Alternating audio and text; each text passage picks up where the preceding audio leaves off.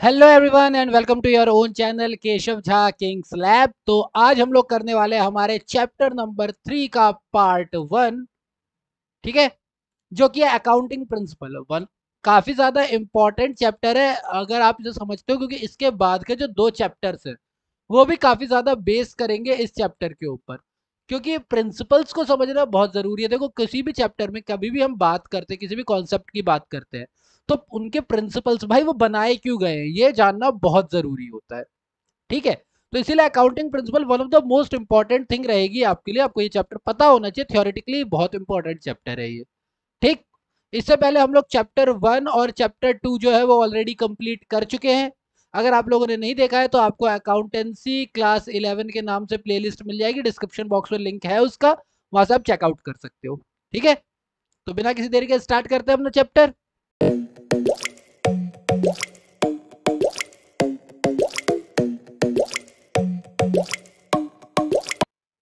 अब accounting principle के बारे में जानना है तो सबसे पहले तो उसकी मीनिंग पता होनी चाहिए ना, कि मीनिंग क्या है अकाउंटिंग प्रिंसिपल की, मतलब क्या है। तो जरा इसके बारे में पढ़ते हैं। क्या दिया हुआ है कि accounting principles are general guidelines that are accepted all over the world. तो यानी कि ये सबसे पहली बात की, जैसे हम लोगों को बोला जाता है that always be honest, always be honest, या honesty is the best policy, ये बोला जाता है honesty is the best policy.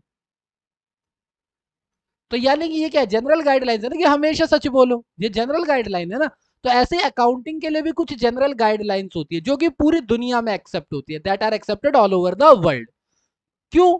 ताकि हम लोग अकाउंटिंग स्टेटमेंट, यानी कि जो हमारी फाइनेंशियल स्टेटमेंट है, जो अकाउंटिंग स्टेटमेंट है, हम उन्हें बहुत ज्यादा अच्छे से प्रेजेंट कर सके, पूरी दुनिया में उसकी वैल्यू हो। इसीलिए ये जनरल गाइडलाइंस होती है जिनको हम पूरी दुनिया में मानते हैं। ठीक है, इन रूल को एक नाम से भी जाना जाता है, these rules are popularly known as generally accepted accounting principle. ऐसे अकाउंटिंग प्रिंसिपल जो सबके द्वारा एक्सेप्ट किए गए हैं, इसको शॉर्ट फॉर्म में हम लोग गैप भी बोलते हैं, GAAP, general accept, generally accepted accounting principles. Clear? अब देखो, कोई भी प्रिंसिपल जो है ना, कि हमेशा सच बोलना चाहिए, जो भी प्रिंसिपल है वो एक दिन में नहीं बनता। वो ऐसा नहीं है डिमोनेटाइजेशन की तरह की शाम में 7:30 बजे आए टीवी पर और बोल दिया भैया रात के 12 बजे से वैल्यू खत्म है नोटों की। ऐसा नहीं होता है, ये एक लॉन्ग टर्म प्रोसेस है। ठीक है, बोले फैसला बहुत बड़ा था, फैसला बहुत बड़ा था, लेकिन लोगों को बहुत बाद में पता चला ना।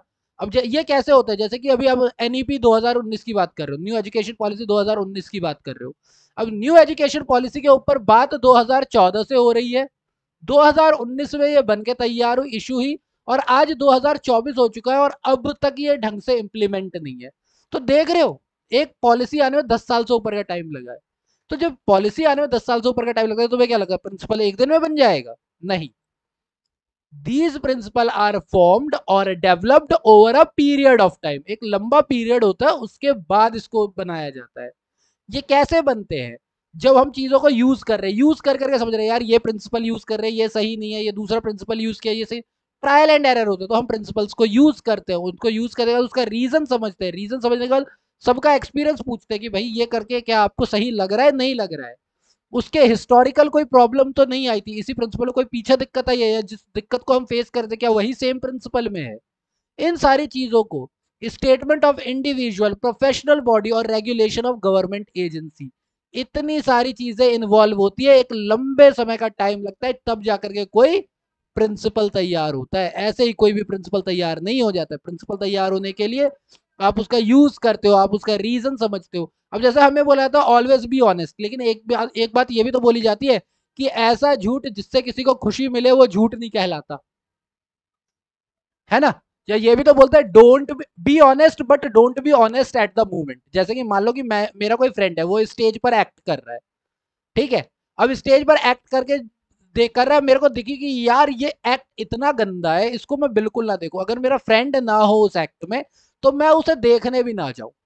अब वो स्टेज से उतर के मेरे से पूछे कैसा लगा शो, और मैं उसे बोल दूं अबे क्या घटिया शो है, क्यों बुला लेता है मुझे यहाँ पर, अच्छा लगेगा क्या? नहीं ना। तो मैं उससे क्या बोलूंगा, यार तेरी एक्टिंग बड़ी कमाल की थी, तेरे को देख के मजा आया स्टेज पे, भाई ऐसे ही मेहनत करता रहे। तो मैंने झूठ नहीं बोला, पर मैंने पूरी तरीके से सच भी तो नहीं बोला है, हाँ या ना। तो प्रिंसिपल को भी क्या करते हैं हम यूज करते हैं, हम उनके पहले हमने उन प्रिंसिपल को यूज किया कि भाई ये हर जगह काम कर रहा है नहीं कर रहा है, काम कर रहा है तो क्या रीजन है, नहीं काम कर रहा तो क्या रीजन है, मेरा क्या एक्सपीरियंस रहा है इन प्रिंसिपल्स को लेकर के, इनके हिस्टोरिकल क्या इवेंट रहे, इन सबको मिला करके तब जाके कहीं अकाउंटिंग प्रिंसिपल बनता है। जैसे अकाउंटिंग प्रिंसिपल के अंदर अगर हमने एक अभी बहुत सारे प्रिंसिपल है जो हम लोग पढ़ेंगे एक एक करके, तब मैं ये बात एक बार दोबारा से उठाऊंगा, ठीक है। तो ये याद रखना कि प्रिंसिपल कभी भी एकदम से नहीं बन जाता, इसे टाइम लगता है बनने में, ठीक है। अब चाहे आप इसे नेचर बोल लो, चाहे कैरेक्टरिस्टिक्स बोल लो, चाहे फीचर बोल लो, ये सारी चीजें, ये सारे पॉइंट जो है वो आते हैं किसके अंदर आते हैं, चाहे आप इसे नेचर ऑफ अकाउंटिंग प्रिंसिपल बोल दो, कैरेक्टरिस्टिक्स बोल दो या फीचर्स बोल लो।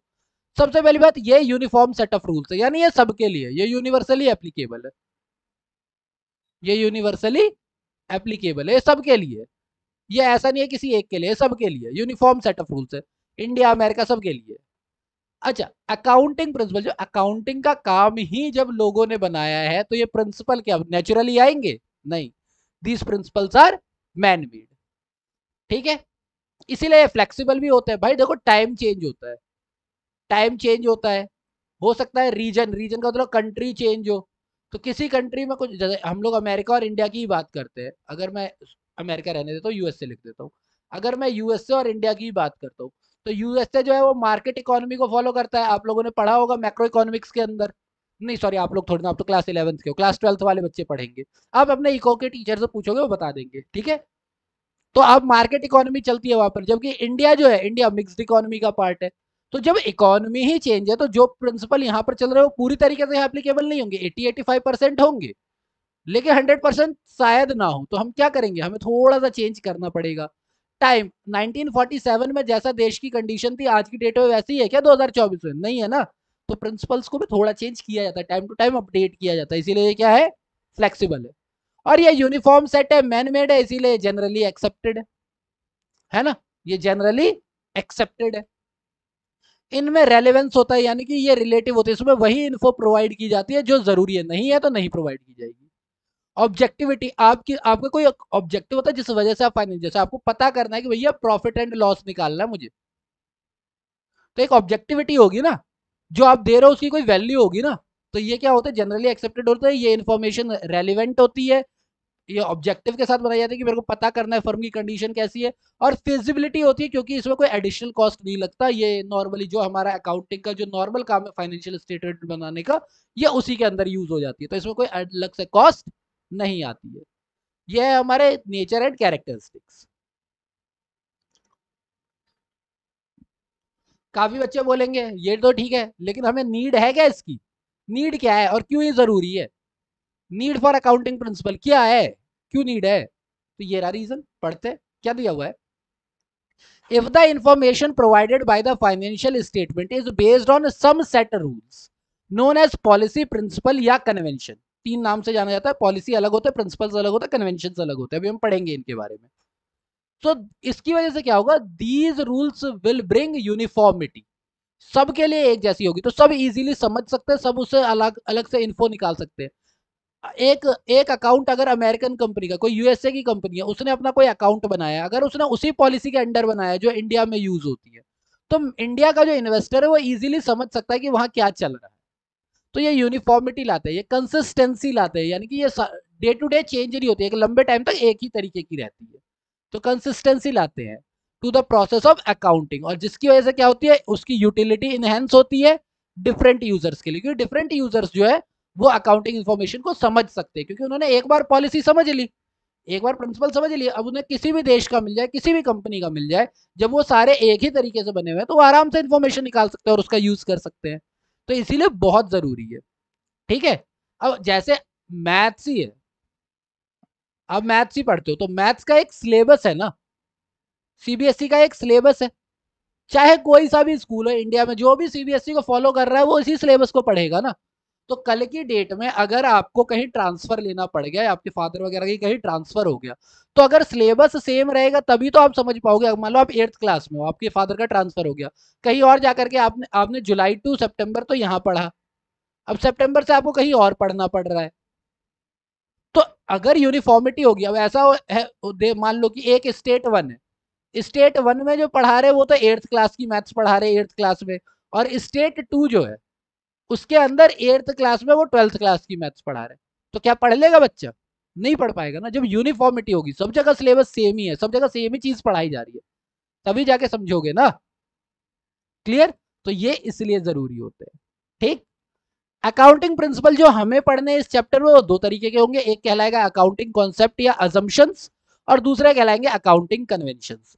कन्वेंशंस की बात हम लोग बाद में करेंगे, पहले हम अकाउंटिंग कॉन्सेप्ट्स एंड अजम्पशंस की बात करेंगे। ठीक। आज मैं सिर्फ इनका इंट्रो दूंगा, इनको हम लोग जो पढ़ेंगे पूरी तरीके से जो पढ़ेंगे वो बाद में पढ़ेंगे, आज हल्का सा इसका इंट्रो ले लेते हैं। ठीक है? ठीक। तो एक दे रहा है, क्या दे रहा है, अकाउंटिंग कॉन्सेप्ट या अजम्पशन होते क्या है। क्या लिखा हुआ है, जो भी हमारे अकाउंटिंग स्टेटमेंट है या फाइनेंशियल स्टेटमेंट है, चाहे आप अकाउंटिंग स्टेटमेंट बोलो चाहे फाइनेंशियल स्टेटमेंट का बोलो, उसके अंदर अगर मुझे मीनिंग लानी है कि भाई ये मैंने कुछ लिखा हुआ है, इसका कुछ मीनिंग है, उसका कुछ रिजल्ट निकल के आ रहा है, तो वो कैसे पता चलेगा? तो इसके लिए क्या हुआ, to make accounting statement more meaningful, accountants जो है वो अग्री कर रहे हैं एक नंबर ऑफ कॉन्सेप्ट्स पे। उन्होंने कुछ नंबर ऑफ कॉन्सेप्ट्स रखे हैं टोटल, उसके ऊपर वो अग्री करते हैं कि अच्छा ठीक है, ये सब मानेंगे, सबके लिए ये कॉन्सेप्ट बराबर है। ठीक। These concept have provided a foundation of accounting process, यानी अकाउंटिंग का जो प्रोसेस है, तो हम लोगों ने क्या पढ़ा था, डेफिनेशन में पढ़ा था ना, रिकॉर्डिंग है, क्लासिफाइंग है, समराइजिंग है, एनालाइजिंग है, इंटरप्रेटिंग है, देन उसके बाद कम्युनिकेटिंग है, ये सारी चीजें पढ़ी थी ना अकाउंटिंग के प्रोसेस में। तो इस प्रोसेस का जो बेस है, जो फाउंडेशन है कि कैसे करना चाहता हूँ, ये कौन देता है हमें? अकाउंटिंग असम्पशंस या कॉन्सेप्ट्स देते हैं। ठीक। कोई भी इंटरप्राइज जो है can prepare their no enterprise can prepare their financial statement without following these concepts, यानी कि कोई भी कंपनी आ जाए वो अपना फाइनेंशियल स्टेटमेंट या अकाउंटिंग स्टेटमेंट बना ही नहीं सकती इन कॉन्सेप्ट्स को बिना यूज किए। अगर वो कॉन्सेप्ट्स का यूज नहीं कर रही है तो वो उसे नहीं बना सकती, उसे ये सारे कॉन्सेप्ट यूज करने ही पड़ेंगे। ठीक। आई होप समझ आ गया होगा। बस आज मैं ये और बता दे रहा हूँ, नेक्स्ट क्लास में हम लोग इसको थोड़ा और ज्यादा डीप जा करके पढ़ेंगे। ठीक है? आज हल्का सा बता देता हूँ, थोड़ा सा और डीप जा करके पढ़ेंगे। As per accounting standard A of 1 ICAI, हमारे पास कुछ जो है वो तो फंडामेंटल है, कुछ हमारे पास फंडामेंटल है, 3 हमारे मेजर है, और बाकी के 8 हमारे क्या है, वो इंपॉर्टेंट है लेकिन वो मेजर नहीं है। 3 हमारे कॉन्सेप्ट है जो कि मेजर है, जिसमें गोइंग कंसर्न कॉन्सेप्ट आता है, कंसिस्टेंसी कॉन्सेप्ट आता है, और अक्यूरल कॉन्सेप्ट आता है। ये तीनों कॉन्सेप्ट हम बहुत ज्यादा डीपली एक एक करके एक एक पॉइंट को पढ़ेंगे। मैं 11 के 11 पॉइंट ये अच्छे से बताऊंगा। ठीक है? अभी आप इसको नाम याद कर लो आज की डेट में कि हमारे पास 3 मेजर है, 3 का नाम है going concern concept, consistency concept, और अक्रूअल कॉन्सेप्ट।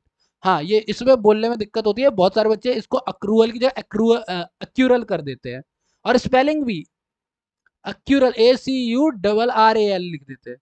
ठीक है? बहुत सारे बच्चे, क्योंकि मैं काफी टाइम से बच्चों के पेपर भी चेक कर रहा हूँ, तो मेरे को पता है वो क्या करते हैं, ACCRUAL नहीं करते, URRAL कर देते हैं, अक्यूरल कर देते हैं वो इसे, जबकि है क्या ये, अक्रूअल, ACCRUL। तो स्पेलिंग इसकी आप अच्छे से पढ़ लेना। ठीक है? अक्रूअल की। ये 3 हमारे क्या है, मेजर है। उसके बाद हमारे पास बिजनेस एंटिटी कॉन्सेप्ट है, मनी मेजरमेंट कॉन्सेप्ट है, अकाउंटिंग पीरियड कॉन्सेप्ट है, कॉस्ट कॉन्सेप्ट है, डुअल एस्पेक्ट कॉन्सेप्ट है, रेवेन्यू रिकग्निशन है, मैचिंग कॉन्सेप्ट है, और ऑब्जेक्टिविटी कॉन्सेप्ट है। तो ये 11 के 11 आप नाम याद कर लो, हम अगली क्लास में इनको कवर करेंगे। ठीक है? आई होप आपको ये वीडियो अच्छी लगी होगी। अगर वीडियो अच्छी लगी है तो वेट क्यों कर रहे हो, अगर वीडियो अच्छी लगी है तो बिना कुछ सोचे वीडियो को लाइक कर दो, है ना, चैनल को सब्सक्राइब कर लो। अगर आपको लगता है कि यार मेरे साथ मेरे और भी फ्रेंड है जिनको ये चीज वीडियो देखनी चाहिए, तो शेयर करो ना, वीडियो शेयर करो मेरे चैनल और वीडियो। ठीक है? बाकी कोई भी दिक्कत आती है, कुछ भी डाउट आता है, टेंशन क्यों लेनी है, कमेंट बॉक्स ओपन करो, कमेंट बॉक्स में बताओ मुझे। ठीक है? So till then be safe, keep learning. मैं जल्दी आता हूँ पार्ट 2 के साथ, उसके अंदर हम इनको बहुत अच्छे से पढ़ेंगे। ठीक है? चलिए, thank you, be safe and keep learning. Thank you for your time.